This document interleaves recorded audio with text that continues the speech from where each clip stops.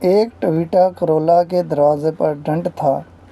اس کے مالک نے ڈنٹ والا دروازہ کبھی مرمت نہیں کرایا۔ کوئی پوچھتا تو وہ بس یہی کہتا، زندگی کی دوڑ میں اتنا تیز نہیں چلنا چاہیے، کسی کو اینٹ مار کر گاڑی روکنی پڑے۔ سننے والا اس کی آنکھوں میں نمی دیکھ کر قدرے حیران ہوتا اور پھر سمجھتے نہ سمجھتے ہوئے سر ہلا دیتا۔ سرگوشی سنو گے یا اینٹ سے بات سنو گے؟ ایک نوجوان بزنس مینیجر اپنے برانڈ نیو ٹویوٹا کرولا میں دفتر سے DHA میں واقع گھر جاتے ہوئے ایک پسماندہ علاقے سے گزرا جو مضافات میں ہی واقع تھا۔ اچانک اس نے ایک چھوٹے بچے کو بھاگ کر سڑک کی طرف آتے دیکھا تو گاڑی آہستہ کر دی، مگر پھر بھی اس نے بچے کو کوئی چیز اچھالتے دیکھا۔ ٹھیک کی آواز کے ساتھ ایک اینٹ اس کی نئی گاڑی کے دروازے پر لگی تھی۔ اس نے فوراً بریک لگائی اور گاڑی سے باہر نکل کر دروازہ دیکھا جس پر کافی بڑا ڈنٹ پڑ چکا تھا۔ اس نے غصے سے ابلتے ہوئے بھاگ کر اینٹ مارنے والے بچے کو پکڑا اور زور سے جھنجھوڑا، اندھے ہو گئے ہو پاگل کی اولاد، تمہارا باپ اس کے پیسے بھرے گا۔ وہ زور سے دھاڑا۔ میلی کچیلی قمیض پہنے بچے کے چہرے پر ندامت اور بے چارگی کے ملے جلے تاثرات تھے۔ سائیں، مجھے کچھ نہیں پتا، میں اور کیا کروں؟ میں ہاتھ اٹھا کر بھاگتا رہا مگر کسی نے گل نہیں سنی۔ اس نے ٹوٹی پھوٹی اردو میں کچھ کہا۔ اچانک اس کی آنکھوں سے آنسو ابل پڑے اور سڑک کے ایک نشیبی علاقے کی جانب اشارہ کیا۔ ادھر میرا بابا گرا پڑا ہے، بہت وزنی ہے، مجھ سے اٹھ نہیں رہا تھا، میں کیا کرتا سائیں؟ بزنس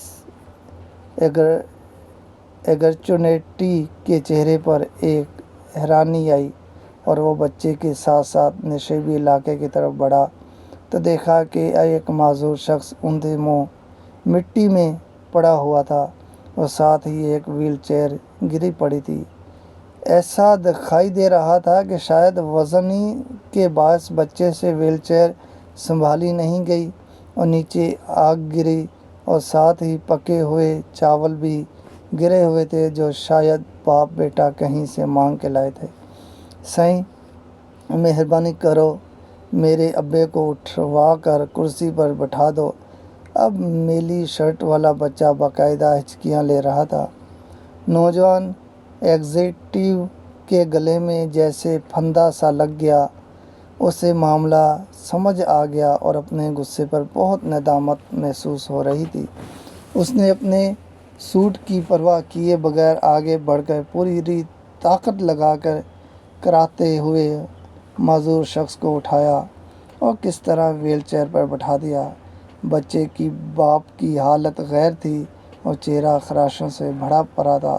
وہ بھاگ کر اپنی گاڑی کی طرف گیا اور بٹوے میں سے 50,000 نکالے اور کپ کپاتے ہاتھوں سے معذور کی جیب میں ڈال دیے۔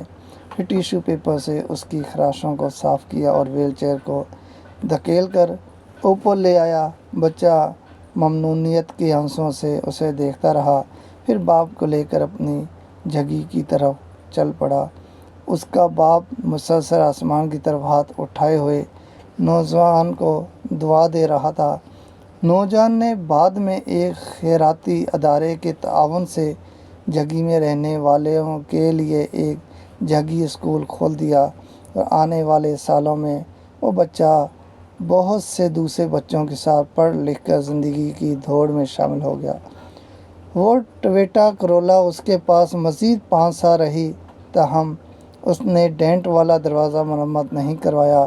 کبھی کوئی اس سے پوچھتا تو وہ بس یہی کہتا، زندگی کی دوڑ میں اتنا تیز نہیں چلنا چاہیے، کسی کو اینٹ مار کر گاڑی روکنی پڑے۔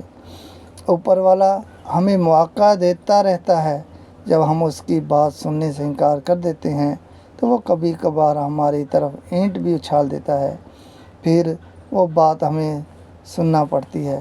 ہم جہاں ملازمت، بزنس، خاندان، بیوی بچوں کی خوشیوں کے لیے بھاگے جا رہے ہیں، وہیں ہمارے آس پاس بہت سی گونگی چیخیں اور سرگوشیاں بکھری پڑی ہیں۔ اچھا ہو کہ ہم اپنے ارد گرد کی سرگوشیاں سن لیں تاکہ ہم پر اینٹ اچھالنے کی نوبت نہ آئے۔